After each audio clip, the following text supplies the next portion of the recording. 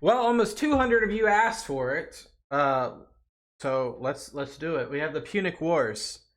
I don't know anything about it. That's the beauty of this. I have no idea about the Punic Wars. I know at some point Hannibal is here.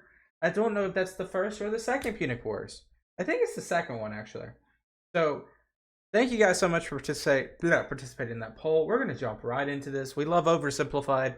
Go check them out if you haven't already. You probably already subscribed to them. Yeah, the Punic Wars. First time ever learning about the Punic Wars, which is hilarious, right? Let's go. This video was made possible by NordVPN. Click the link below and get an exclusive deal with a huge discount and a 30-day money-back guarantee. Introducing our new, glorious, The War of the Bucket. breathtaking bucket plushie. Limited quantity. We got to do this too. Bro, they got merch. I'm gonna get some of their stuff. Available now, along with some Punic War character pins. Buy them, or I'll marry your mother. It's your choice. Oh, Marcellus, you sure have a lot of dignitas. Kiss me. Okay. Hey, Dad. Hi, son. Just reading the newspaper. What can I do for you? Well, you know how you always say Rome is the greatest civilization in the world? It bloody well is. Well, I was just wondering, what makes us so great? How did we come to be? Wow, my son. Boy, let me take you on a journey to this side of the room. The story of Rome We're going all the way back to Romulus and Remus. begins with these beautiful baby boys going to town on some she-wolf mommy milkers. That's gross. You're gross! Sorry, son. You're not gross. I love you. They're called Romulus and Remus, and when they grew up, in 753 BC, they founded Rome. But there was just one problem. They couldn't agree on which of them should be the king. They couldn't agree which hill they wanted to build their city on either. But they worked it out peacefully, right? Oh, heavens no. Romulus caved Remus's skull in with a shovel. Here's a picture. Our first king committed fratricide? I know. Look at his face. I don't think I've ever heard fratricide as a word. It's the part where we become the greatest civilization, Dad. Well, you see, at first Rome was full of men. Oh, yeah. I'm talking like a real sausage party. You know what I mean? Yes, sir. So we invited some neighboring cities over for a big feast. And then we literally kidnapped all of their women. Here's a picture. Look at that one. She's like, this is messed up. You're messed up. Ugh. Sorry. I'll be a better father. I promise. So then, finally, after centuries of monarchy, those tyrannical kings started getting a little too big for their britches. So we overthrew the kings and established Rome as a republic. Is that when all the killing stopped? Oh, heavens no. That's when the killing surged, baby. We went wild and conquered the Latin League, the Samnites, the Etruscans. Woo! What a rush. Dad, Rome seems pretty barbaric. You're barbaric! Oh, I forgot to tell you about the time a prophet told Saturn his son would one day overthrow him. So Saturn literally ate his own son seconds after he was born. I don't want to see a picture. Here's a picture. Dad! Look at that! That's messed up, man. Are we really this uncivilized? Hey! If we were so uncivilized, would we use communal toilets where we all fart and poo together in one big stinky, steamy, dirty toilet room? Yeah, Dad. We would! Clean your butt with a sponge, Timulus! But all these guys just used it! What's wrong with your son, bro? I don't want to be Roman. This is so weird. You're weird! Sorry, you're not weird. I'm sure you're probably fine. Oh, man.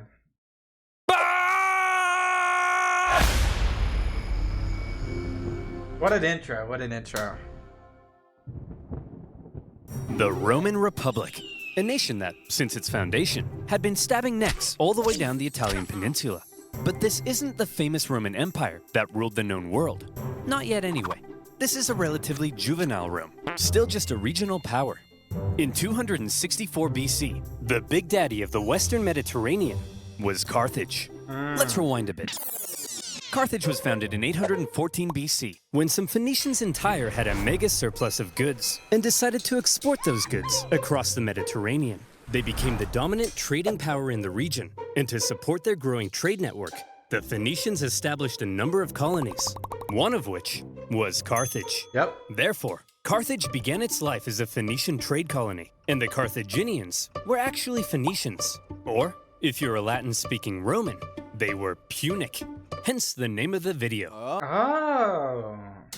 Over the centuries, Carthage gradually expanded and became the region's base of power. Just like Rome, Carthage was a semi-democratic republic with its own senate and judiciary. But Oh, so they're a lot closer, like, to each other, almost. there were also some pretty hefty differences between the two.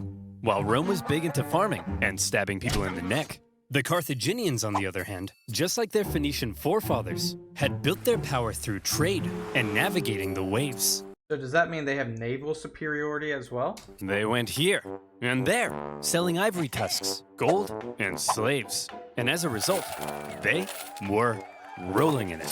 Whenever they weren't busy swimming around in their copious hoards of money, in their spare time, they also possibly enjoyed sacrificing their children to Baal, the god of... Let me just check my notes. Ah, yes. Plant fertility. Oh boy, these figs aren't looking too hot. Maybe if I throw my son into a burning pit of fire, they'll grow. Have you tried watering them, Dad?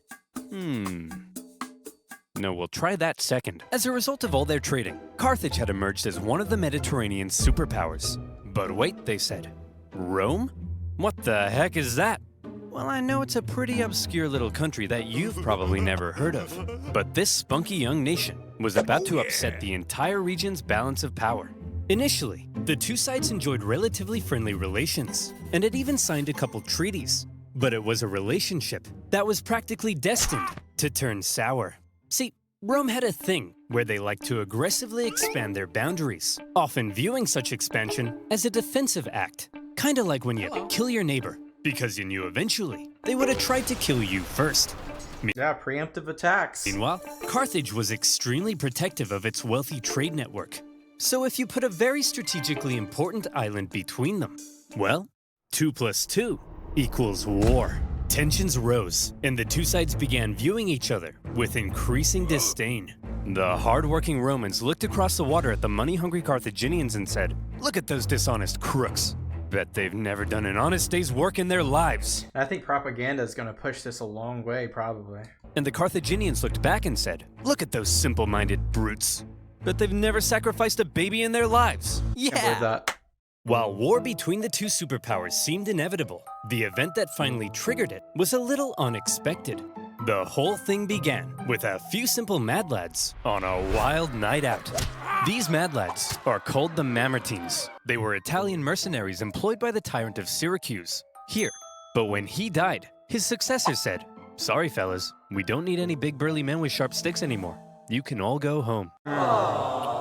The Mamertines, as it turned out, didn't want to go home. So instead, they went to the nearby town of Messana and said, "Hey man, we are but poor little buff boys without a home. May we come in?" Aw, poor fellas. Sure thing. Just so long as you promise not to massacre all of us. We promise. The Mamertines then massacred all of them. Well, not all of them. Just For what? They were just like sacking the city in the name of something, or did they just get like crazy worked up, or what was I don't know. What was the point? the men, and they stole their homes and families. Ha! This is my house now. This is my best dad ever mug now. And you guys are my new family. Son, wanna go play catch with your old papa? You're not my real dad! Ugh, teenagers. Am I right, dear? You're not my real husband. Ugh, I'm so trapped in this marriage. Then get out! No, Messana was now controlled by the Mamertines, and they began raiding up and down the Syracuse coastline. When the new ruler of Syracuse saw this, he wasn't happy. The Syracusans began fighting back, and in response, the Mamertines said, "Oh crap, they're fighting back? What do we do? Quick, we'll convince the Carthaginians to come and save us." Oh no! We're in trouble, and we need a big, strong empire to come and rub our bellies. Why are you saying it like that? If I was a big, strong empire, I think I'd like to be seduced. See? It's working! The Carthaginians had long dreamed of controlling all of Sicily. They had been fighting Syracuse and their Greek influence on the island for centuries. And now, here was a great opportunity to get one over on them. Was Messana and that, I don't know if Messana is like a city-state or what it is, the green area, are they more aligned to Roman values? And like, is Rome, I'm not going to say a vassal state, but is Rome using them in a vassal state way? I'm not sure. I can just see that there's going to be boiling tension if they try to take the green by way of like getting too close, or are they intruding? So Carthage promptly answered the Mamertine's cry for help and sent a force to garrison Messana. As it turned out, however, some within the ranks of the Mamertines weren't too happy with the occupying Carthaginians, and they sent out a second cry for help to Rome. So these guys that had this night out, quote unquote, is the kindling for the Punic War? When it reached the Roman Senate, they were a little more hesitant. Going to help the Mamertines ran the risk of triggering an all-out war with Carthage, and they had only just finished conquering the Italian peninsula, so they were kind of tired. Plus, the Mamertines were all the way across the water. They had never made a leap like that before. So you would assume that to avoid any conflict with Carthage, the exhausted Romans would probably sit this one out. But you would assume wrong. Rome just couldn't resist a good chance for war. Why? Well, there's something you gotta understand about Rome. See, as a republic, they were hell-bent on preventing any one man from ever gaining too much power. And so rather than having one leader, Rome had two, called consuls, who shared power. These consuls could also only serve for 1 year at a time before new consuls were elected. These measures to limit the powers of the consuls were noble, but had an interesting side effect. The consuls knew they had just 1 year to try and gain as much glory and prestige as possible. Something Yeah, that's a catch-22. You want to be a good leader, but you want to have legacy. You only have a year to do it, so there is checks and balances, but that year also puts a timetable on them for, it's like a scarcity of legacy. that was very important in Roman society. And the best way of gaining glory and prestige? Military victory, of course. The Roman political system basically ended up encouraging these consuls to Roman politics, military intertwine. Yes, they want their triumphs. go out and be as aggressive as your Italian grandmother when you don't eat all the spaghetti. And so the glory-seeking consuls, Wait, what? Italian grandmother when you don't eat all the spaghetti. Eat a spaghetti, or you will beget. Oh. And so the glory-seeking consuls convinced the people to vote in favor of going to Messana. And in they went. Upon the arrival of the Romans, the Carthaginians in the city, amongst the confusion, were forced to leave. Now, in contrast to Roman aggression, the Carthaginian military had a slightly different philosophy. All right, kids, listen up. If you want to grow up to be Carthaginian military leaders, there's a few things you have to understand. If you fail to succeed on the battlefield, that's a crucifixion. Showing cowardice, that's a crucifixion. Hello, sir. What are you doing here? Aren't you meant to be in Messana? Yeah, but the Romans showed up.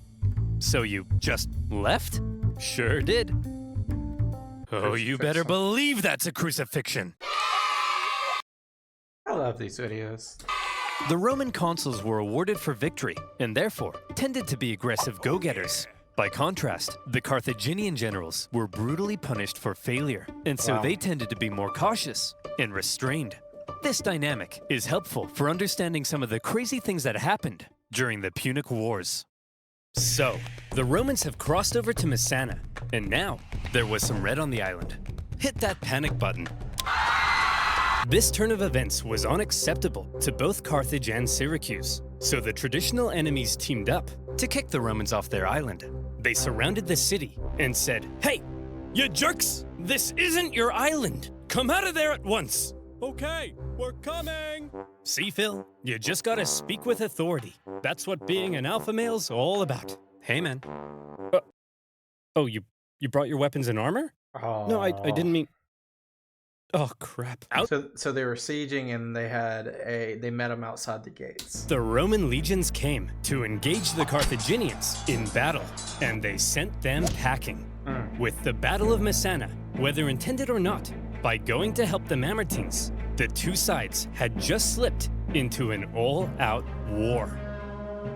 With the initial Roman victory, towns across Sicily, including Syracuse, began switching allegiance because being a winner is more fun. But the Carthaginians weren't about to just give up that easily. In 262 BC, they began building up their forces at Agrigentum. So the Romans, being aggressive go-getters, aggressively go-got them. The Romans immediately laid siege, hoping to starve out the Carthaginian garrison.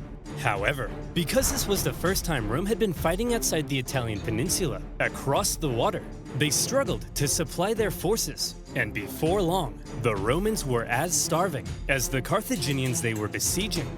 And I'm wondering, like, if they're, I mean, the only way is over water, and Carthage has such a, I mean, I'm guessing they have naval superiority in some fashion. Romans never had really good ships anyway. These are not necessarily, like, I don't know, it might be shallow water, so it won't be an issue, but I'm not sure. Yeah, supply chains, you're far away. Carthage is kind of far away, but they have some support on the island pre-Punic War. They had to forage for food, leaving them open to ambush. And when Carthaginian reinforcements arrived, creating a double siege, things got really bad.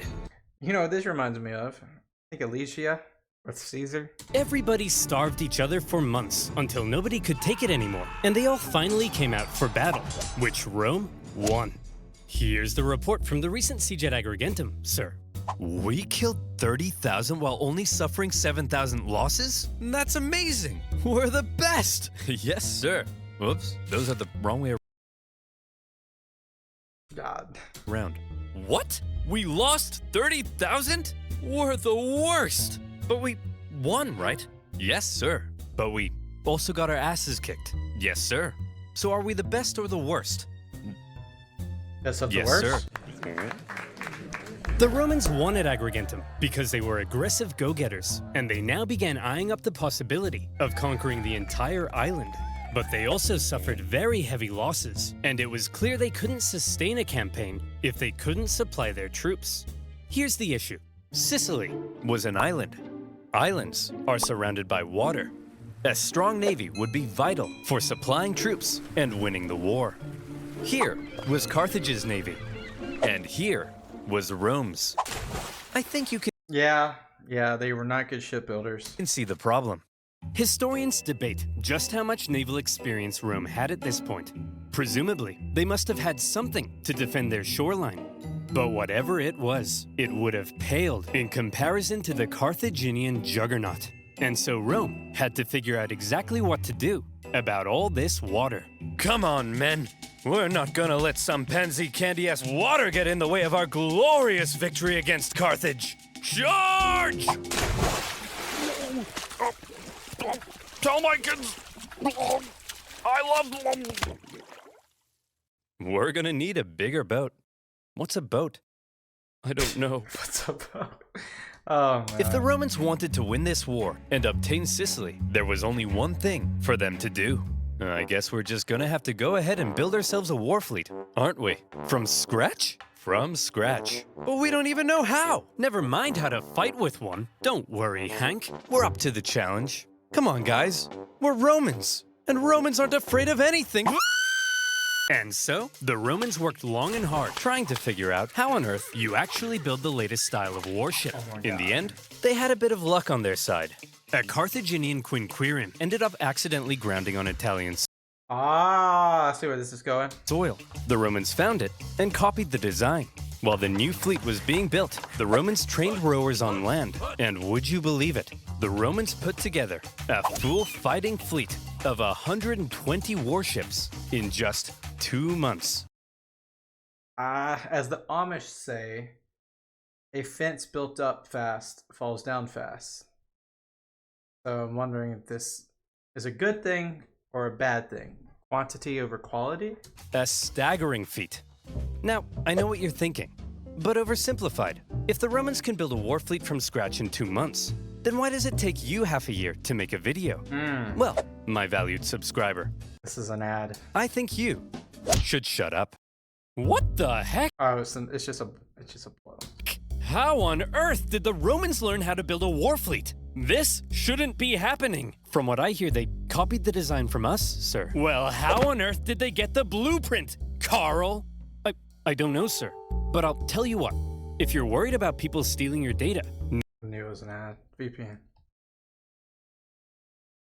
So sneaky. a war fleet. So now the Romans have a navy, and it's time to put it to the test. But how does one wage ancient naval warfare? Easy. Well, they definitely have a ram. I guess like missiles, arrows, and ramming. All of the ships had giant bronze rams on the front, Yeah. so all you had to do was outmaneuver the enemy and give him the jimmies. Easy as pie. And so the aggressive Romans set out for some good old-fashioned jimmy giving. The consul, Gnaeus Cornelius Scipio, set out for the town of Lipara, believing the garrison there wanted to join the Romans. As he entered the harbor, however, he found himself trapped by a Carthaginian fleet, and in the following skirmish, he was completely outmatched. The Romans may have had a brand new fleet, but when it came to engaging in actual combat, their inexperience showed. There was just something better about the Carthaginian ships. The Carthaginian rowers had nicer abs. The entire Carthaginian Empire had been built on expert seamanship. So, when it came to water, the Carthaginians were better, and the Romans were wetter. In their initial skirmish, the Romans were beaten so badly that the consul, Scipio, was given a nickname, Asina. And if you're wondering what that means, just drop the Ina. So what were the Romans to do? How could they possibly stand up to this Carthaginian superpower? Well, there's something you gotta understand about the Romans. Back when they found that Carthaginian ship and copied its design, that wasn't a one-off thing.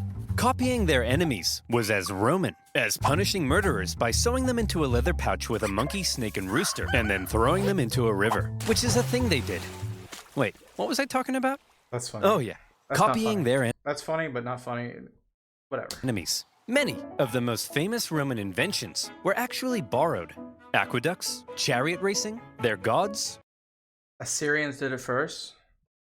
Greek, Etruscan with chariots. But so many people had chariots way back in when. Greek and Etruscan. I thought the Assyrians had chariots even before anyone. Even in warfare, the Romans would get pierced by a Sabine javelin, and they'd be like, wow. They'd get hacked to bits by an Iberian sword, and they'd be like, wow. And they'd copy the designs for themselves. However, they wouldn't just copy it. They would advance it, finding ways to adapt it as perfectly as possible. And in the case of naval warfare, the Romans realized if they wanted to beat the Carthaginians at their own game, they would have to adapt. The Romans excelled at combat on land, not on water. But what if, they said, we could somehow turn a sea battle into a land battle? So I'm guessing we're going to allude. What do you call it? Basically jumping on the ship. Like they're going to invade a ship. Sounds crazy, right? Well, they made a couple of tweaks to their warship, and look, here they come again. They must love getting their asses kicked. Sir? What's that toll thing sticking out of their ships?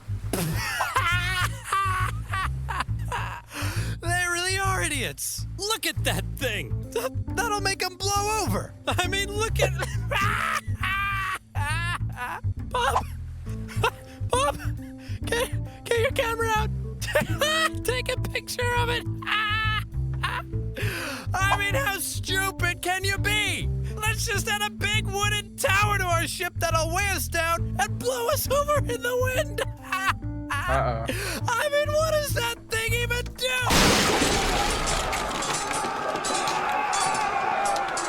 The Romans had built a big swinging spiked gangway called the corvus. So when the Carthaginian ships approached to ram them, the Romans would just slam them.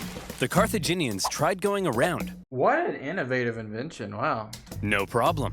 The corvus could swivel. Try going behind. The Romans would huddle to the coastline. It was foolproof. Those big, sexy Carthaginian rowing muscles could flex all they want, but they were no match for the Roman mind. So ladies, you see, what really matters is what's on the inside. Please go out with me. And with that, the Romans, who had only just recently began dabbling in the art of naval combat, thanks to their ingenious corvus, had just managed to outclass the Mediterranean seafaring superpower. The Carthaginians were stunned, and the general in charge of the defeated Carthaginian fleet, well, you better believe that's a crucifixion. With their newfound control of the seas, the Romans could now more easily blockade coastal cities and supply their legions on land. Surely, the Romans were now free to unleash their aggression all over the island. Haha! Hey Carthaginians, what are you gonna do now that we're free to rampage across the island? We're gonna go inside these walls and close this gate. Oh, come on guys, stop messing around. Come out so we can kill you. No. Oh, come on. No. Oh, no. To counter the new Roman supremacy, the Carthaginians decided to engage in a defensive war of attrition, forcing the Romans to engage in siege. After lengthy siege, the war in Sicily became a long, hard, back-and-forth slug. One by one, cities slowly fell as the Romans gained ground. Occasionally, the Carthaginians countered and even pushed them back, only for the Romans to rebound again. And whenever a city did finally fall, the Romans could delight in slaughtering the entire population and selling any survivors into slavery.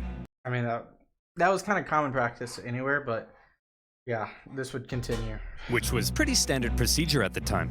In general, the campaign on land was progressing much slower than the Romans had hoped, and quite frankly, they were getting sick of it. So in 256 BC, they decided that something had to change. Hey everyone, my name's Marcus Attilius Regulus, and I'll be one of your consuls for this year. Look, as I'm sure you all know, Sicily's being a bit of a drag. Sure, I could go and spend my entire year as consul besieging one single city, but they'll never make a naked statue of me for that. So here's the new plan.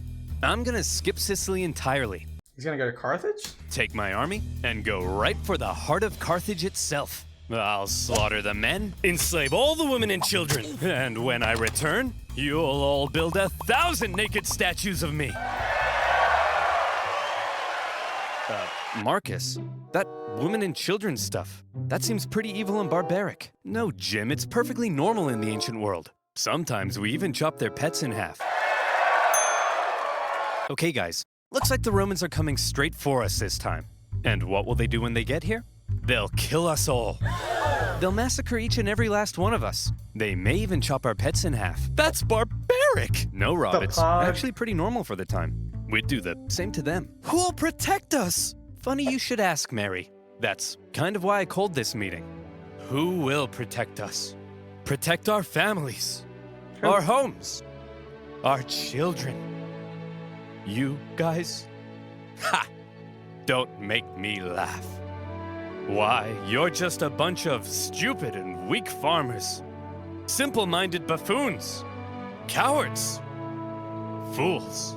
Rob here thinks enslaving women and children is barbaric. You're a snowflake, Rob. Yes, you are. Oof. The fact is, if the Romans manage to land on African soil, we're all gonna die. A terrifying, hideous, unspeakably painful death. That it? Is that the end of that speech? Yes. Oh, man. The Carthaginians had to stop the Romans from ever landing in Africa because they believed that would be the end. So as the Romans were building an invasion fleet, the size of which the world had never seen before, the Carthaginians were preparing an even bigger one to We're gonna have a water war. stop them. And in 256 BC, as the Roman invasion fleet made its way south, the stage was set for a humongous battle that saw 680 warships, around 300,000 men, fighting to decide the course of the war. 300,000 men. Now that's very much inflated probably, but that is a huge number for this time. My God, that's a huge number for this time. That's gotta be inflated, right? To this day, the Battle of Cape Ecnomus remains possibly the largest naval battle in human history, all the way back in ancient times. So the next time your granddad tells you about the time he sank a Japanese aircraft carrier, kick him in the nuts. The Romans had a lot riding on this battle. They weren't just sending their warships, but transports as well. full of supplies and horses for their invasion of Africa. They therefore formed a protective wedge-like formation to punch through the long, thin Carthaginian line. The Carthaginian generals, however, desperate to prevent the Romans from reaching Africa, had a plan of their own. As the Roman fleet approached, the Carthaginian center feigned a retreat, A feigned retreat. Oh man. luring the Romans in so their outstretched flanks could envelop them and get around the Roman corvus. Oh. A clever plan.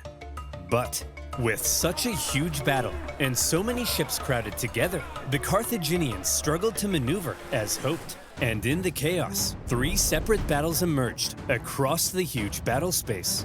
With the number of ships limiting their ability to maneuver, the Carthaginians became sitting ducks, and all the Romans had to do was start swinging. The Roman center came out on top, and were then able to turn around and rescue their pinned down flanks. The Battle of Cape Ecnomus was a Roman victory. Wow.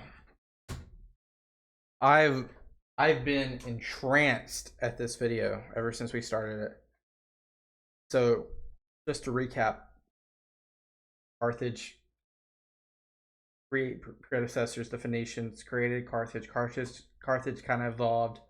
They very much Seabearing mercantile units that have owned the Mediterranean. As far as Britain, who else?